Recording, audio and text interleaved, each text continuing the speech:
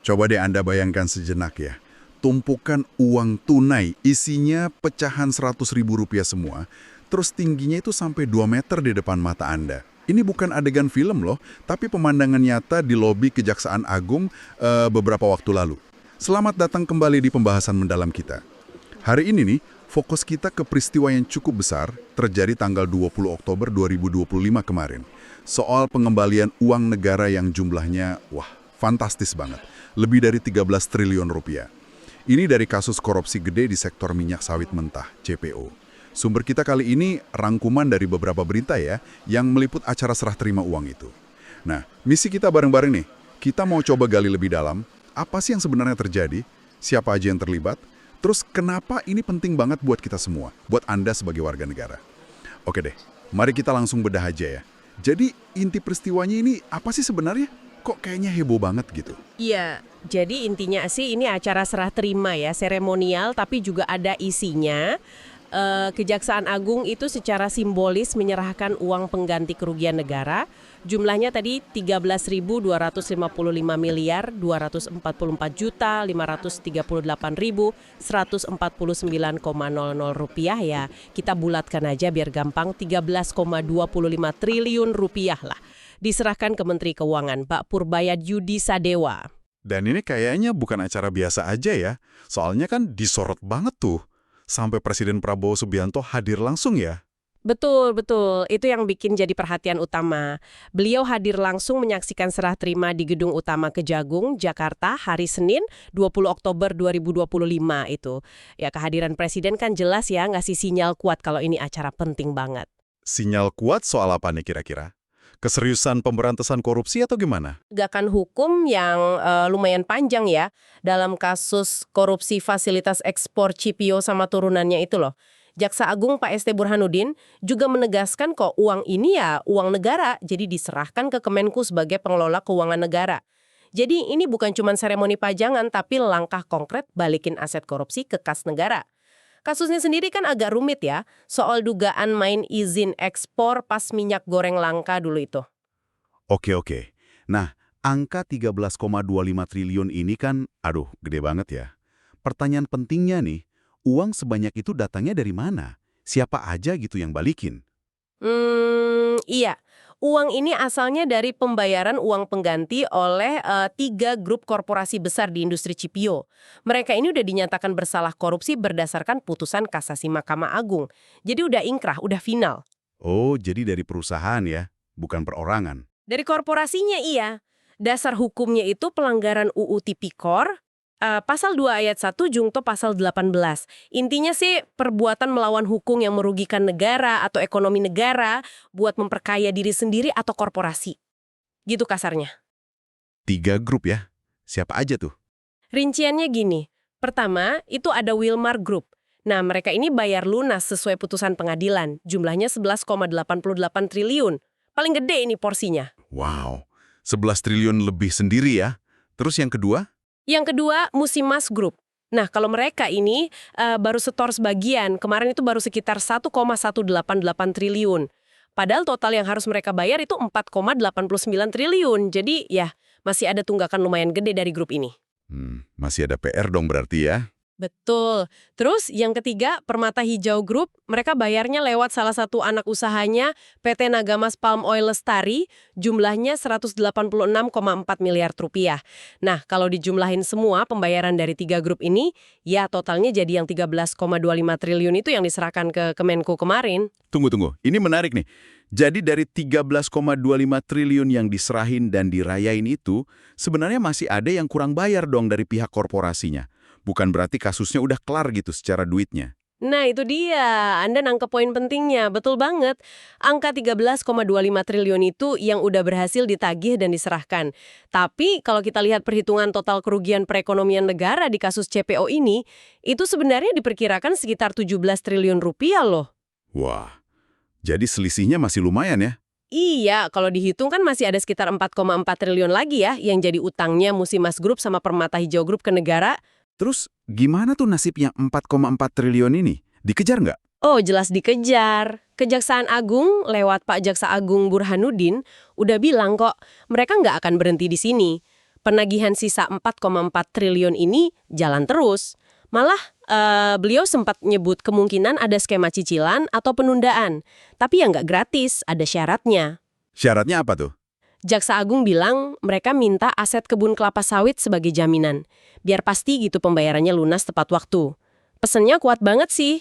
Kami tidak mau ini berkepanjangan. Jadi kelihatan ya, ada urgensi buat balikin kerugian negara ini sepenuhnya. Oke, 4,4 triliun itu masih gede banget ya nilainya. Bisa buat banyak hal itu. Ini jadi catatan penting ya di balik hebohnya 13 triliun kemarin. Nah, kita geser dikit nih ke yang paling viral, yang bikin heboh di medsos. Tumpukan uang fisiknya itu loh. Katanya kan Kejagung sengaja majang sebagian uangnya ya. Bisa cerita dikit soal atraksi ini? Iya, ini memang bagian yang paling visual ya, paling dramatis dari acara kemarin. Banyak media meliputkan. Jadi sejumlah uang tunai, perkiraannya antara 2,3 sampai 2,4 triliun rupiah, angkanya agak beda-beda dikit di berita, itu dipamerin. Bentuknya ya tumpukan uang kertas pecahan 100.000 di lobi utama gedung Kejagung. Tingginya sampai 2 meter katanya. Beneran itu? Iya, laporannya gitu. Tingginya sekitar 2 meter. Kebayang nggak sih tumpukan duit 100 ribuan setinggi orang dewasa gitu? Masif banget pasti kelihatannya. Gila sih. Terus kenapa nggak semua 13 triliunnya dipajang sekalian? Biar lebih wow gitu. Nah, Pak Jaksa Agung sendiri udah jelasin. Alasannya praktis aja sih. Kata beliau, kalau 13 triliun kami mungkin tempatnya yang tidak memungkinkan. Ya masuk akal juga sih, 13 triliun itu kan banyak banget ya fisiknya. Jadi, gunungan uang 2 meter itu sebenarnya cuma sebagian kecil aja. Kurang dari 20% lah dari total yang berhasil dibalikin tahap ini. Tetap aja ya, pemandangan yang pasti mencolok banget. 2 meter, tumpukan 100 ribuan. Ini kayak instalasi seni, tapi maknanya dalam banget ya. Satu sisi, bukti sukses hukum. Sisi lain, monumen betapa gedenya uang rakyat yang sempet hilang. Terus gimana reaksi Presiden Prabowo pas lihat langsung tumpukan uang itu? Cuma kagum aja atau gimana? Kalau laporan dari wartawan di lokasi sih katanya Presiden Prabowo kelihatan senyum ya. Dan tampak cukup terkesan gitu pas ngobrol sama Jaksa Agung, Menkeu, pejabat lain pas di depan tumpukan uang itu. Ya senyumnya bisa macem-macem sih artinya. Bisa jadi senyum apresiasi kerja keras Kejagung, atau mungkin juga senyum ironi ya, lihat betapa banyak uang negara bisa dimainin. Yang jelas momen itu jadi fokus banget dan banyak diabadikan media. Kayak jadi simbol utama acara hari itu. Oke. Kita udah bahas acaranya, jumlah duitnya, sumbernya, sampai tumpukan fisiknya. Sekarang coba kita masuk ke makna yang lebih dalam deh. Apa sih arti penting di balik seremoni penyerahan triliunan ini? Kenapa ini dianggap kayak, wah, peristiwa besar gitu?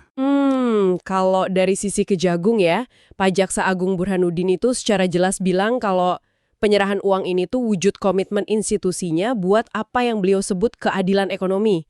Tujuannya ya buat kemakmuran rakyat. Ini nyambung sih sama fokus Kejagung belakangan ini, nggak cuma ngejar kerugian keuangan negara, tapi juga kerugian perekonomian negara, yang dampaknya kan lebih luas tuh.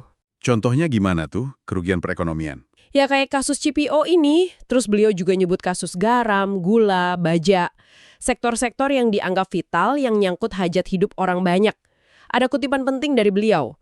Yang menyangkut harkat hidup masyarakat kami utamakan terlebih dahulu. Ini nunjukin ada prioritas strategis lah dalam nanganin korupsi. Oke, itu dari Kejagung. Nah kalau dari Presiden Prabowo sendiri gimana? Kan beliau hadir pidato juga. Pasti ada pesan khususnya dong. Iya, Presiden Prabowo memang nyamain beberapa pesan penting. Pertama, jelas apresiasi ya. Beliau makasih ke Kejagung dan semua penegak hukum atas kerja keras dan gigihnya memberantas korupsi, manipulasi, penyelewengan kekayaan negara. Kedua, nah ini yang menarik banget. Beliau coba kasih gambaran konkret soal skala uang 13 triliun itu biar gampang dipahami orang awam. Beliau bilang, uang segitu tuh kalau dipakai bisa buat renovasi lebih dari 8.000 sekolah di seluruh Indonesia. Coba bayangin dampaknya buat pendidikan anak-anak kita kan? Wah, 8.000 sekolah ya? Banyak banget itu. Iya, atau alternatif lain, kata beliau, uang itu bisa buat bangun sekitar 600 desa nelayan modern. Terus beliau kaitin sama program pemerintah yang mau bangun 1.100 desa nelayan sampai akhir 2026, yang anggarannya sekitar 22 miliar per desa. Jadi uang hasil korupsi CPO yang balik ini aja udah bisa biayain lebih dari separuh target program itu. Ini cara efektif sih buat nunjukin betapa gedenya nilai uang yang diselamatin itu buat pembangunan nyata. Analogi yang kuat banget ya. Jadi bukan cuma angka triliunan ngawang-ngawang gitu, tapi langsung nyambung kebutuhan dasar, sekolah, nelayan. Ini bantu kita semua paham harga korupsi itu sendiri ya nggak sih? Tepat sekali. Itu ngegambarin opportunity cost korupsi. Uang yang harusnya bisa jadi ribuan sekolah atau ratusan desa, malah dinikmatin segelintir pihak. Pengembalian ini, ya meskipun baru sebagian, setidaknya balikin harapan lah kalau sumber daya itu bisa dipakai buat publik. Terus, ada pesan lain dari Presiden? Ada lagi pesan ketiga yang juga disorot banget, pernyataan beliau kalau kasus CPO ini mungkin cuma puncak gunung es. Beliau secara spesifik nyebut potensi kerugian negara dari praktek ilegal, terutama di sektor tambang, itu bisa jauh lebih gede lagi. Bahkan nyebut angka ratusan triliun rupiah. Ratusan triliun? Serius itu? Iya, beliau yang bilang begitu, ini bukan main-main pernyataannya. Pesan lanjutannya juga tegas banget. Saya ingin, kalau bisa, kita kejar lagi kekayaan yang diselewengkan. Nah, ini jelas sinyal kuat banget kalau perang lawan korupsi di sektor sumber daya alam bakal jadi prioritas utama pemerintahannya. Wow, ratusan triliun ditambang. Angka 13 triliun ini jadi kelihatan kecil ya jadinya. Ini sinyal keras banget sih. Jadi bisa kita artiin bakal ada gebrakan lagi nih. Mungkin penyelidikan atau penindakan gede-gedean di sektor tambang dalam waktu dekat. Indikasinya kuat banget ke sana. Sektor SDA kan, termasuk tambang, sawit, emang sering dianggap rawan korupsi gede ya. Nilai ekonominya kan fantastis, tata kelolanya juga kompleks.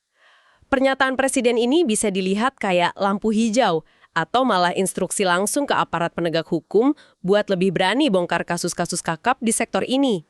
Tapi, nah ini dia, ada pesan keempat Presiden yang menarik, yang kelihatannya kontras, tapi sebenarnya saling melengkapi sih.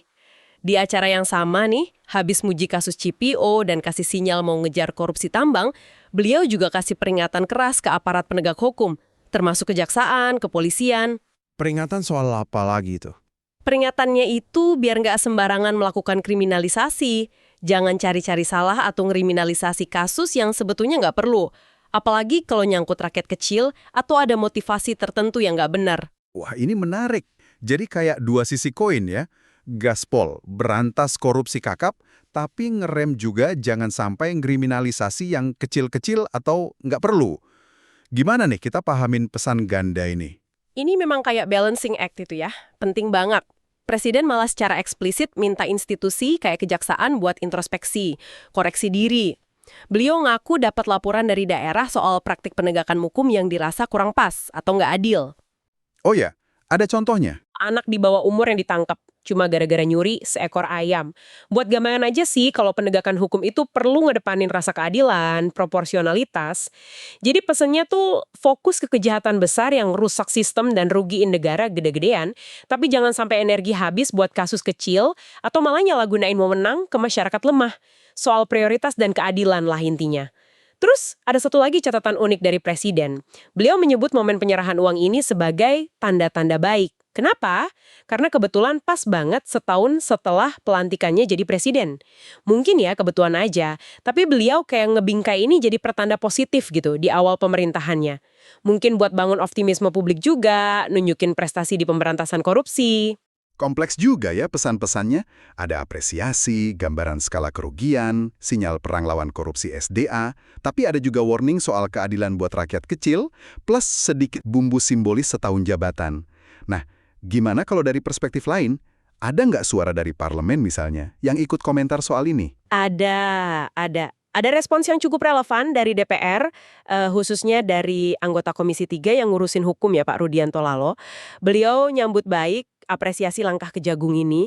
Katanya sih ini awal yang bagus ya di era Presiden Prabowo, nunjukin keseriusan balikin aset negara.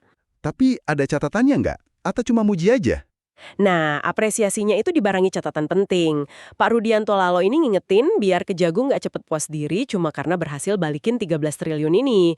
Beliau nekenin kalau orientasi utama berantas korupsi itu harusnya maksimalin pemulihan aset negara, aset recovery, bukan cuma hukum pelakunya masuk penjara. Oh, jadi fokusnya ke uangnya balik ya? Iya, tujuannya biar uang hasil korupsi itu benar-benar balik sebanyak mungkin ke kas negara.